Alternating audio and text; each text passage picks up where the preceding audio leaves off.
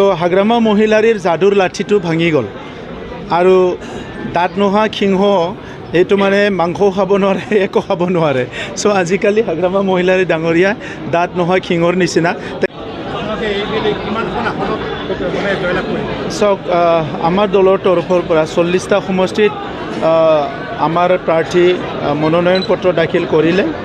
আৰু 40টা সমষ্টিতে আমি যোৱা এক বছৰৰ পৰা প্ৰিপাৰেশ্যন কৰি আছিলোঁ আমাৰ এটা নিজৰ এটা থিয়ৰী এটা ওলায় পুৰ মেন ইলেকশ্যন থিয়ৰী বুলি এই থিয়ৰীত আমি কাম কৰি আছিলোঁ আৰু এতিয়া 40টা সমষ্টিত কোনো এটা সমষ্টি এনেকুৱা নাই য'ত আমাৰ UPPLৰ বুথ কমিটি নাই বা কাম কৰা নাই চব ভালকৈ কাম কৰি আছে আৰু আজিৰ তাৰিখত যদি আপোনালোকে মোক সুধিছে যে ক'ব পাৰোঁ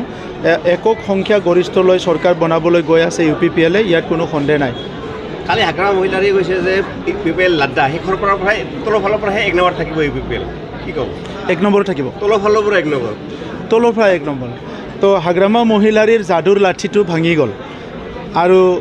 দাঁত নোহোৱা সিংহ এইটো মানে মাংসও খাব নোৱাৰে একো খাব নোৱাৰে চ' আজিকালি হাগ্ৰামা মহিলাৰী ডাঙৰীয়া দাঁত নোহোৱা সিংহৰ নিচিনা তেখেতে নিজকে ভাবি লয় মই সিংহই আছোঁ কিন্তু দাঁত নাই গতিকে তেখেতৰ কথাবিলাকৰ কোনো ভেলু নাই এতিয়া UPPLে কাম কৰিছে আমি 5 বছৰ ৰাইজৰ লগত আছোঁ ৰাইজক হৃদয়ৰ পৰা সেৱা কৰিছোঁ গতিকে UPPLে এই ইলেকশ্যনত বহুত ভাল ফল কৰিব এইটো নিশ্চিত তেওঁ কৈছে আৰু UPPLৰ কৰ্মীবিলাক তেওঁৰহে সমৰ্থক তেওঁক ফ্লাইং কিছ দিয়ে বোলে UPPLৰ কৰ্মীবিলাক তেওঁৰ সমৰ্থনত তেওঁকহে ফ্লাইং কিছ দিয়ে এনেকুৱা সপোনৰ দুনিয়াত থাকিলে ভাল হয় হাগ্ৰামা মহিলাৰীটো আমি জানো আগৰ পৰাই এটা সপোনৰ দুনিয়াত থাকে তেখেতে বহুত ৰোমান্টিক হয় মানুহটো সেইকাৰণে কেতিয়াবা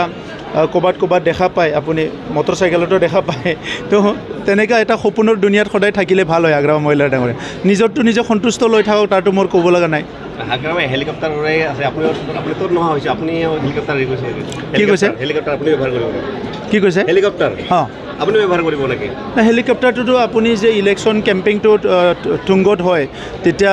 দূৰ জেগা যদি কভাৰ কৰিব লাগে হেলিকপ্টাৰ প্ৰয়োজন হয় কিন্তু হাগ্ৰামা মহিলাৰীয়ে UPPLক ভয় কৰি বহুত আগৰ পৰাই হেলিকপ্টাৰ ব্যৱহাৰ কৰি ভাবিছে কি হেলিকপ্টাৰ আনিলে মিটিংবিলাকত মানুহ হ'ব আৰু তেতিয়া মোৰ অলপ এটা দুটা ভোট বাঢ়িব কিন্তু তেখেতৰ দেখা গ'ল যে একো লাভ হোৱা নাই তো সেইকাৰণে তেখেতে এতিয়া মানে খুব কনফিউজনত আছে যে কেনেকৈ বড়োলেণ্ডত ভোট ল'ব নেক্সট চৰকাৰ UPPLৰে আহিব এইটো নিশ্চিত আৰু এইকাৰণে হাগ্ৰামা মহিলাৰ ডাঙৰ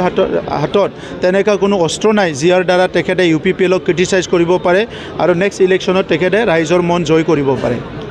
থেংক ইউ আগ্ৰাসন বিশেষকৈ মুখ্যমন্ত্ৰীয়ে জপিয়াই কৰিছে বিজেপিৰ আগ্ৰাসনে UPPLক কিবা ক্ষতি কৰিব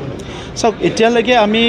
যোনে নিৰ্বাচন খেলিবলৈ আহিছোঁ এইটো আমি আগ্ৰাসন বুলি কোৱা নাই যে তেখেতসকলৰো অধিকাৰ আছে নিৰ্বাচন খেলিছে কিন্তু UPPL হিচাপে আমি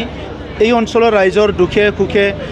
বিভিন্ন সময়ত আমি আছোঁ গতিকে ইয়াত আমি দেখা নাই কি UPPLৰ কিবা ক্ষতি হ'ব যোন দলে আহক যোন দলে কেম্পিং নকৰক কিয় UPPLৰ একো ক্ষতি নহয় এইটো নিশ্চিত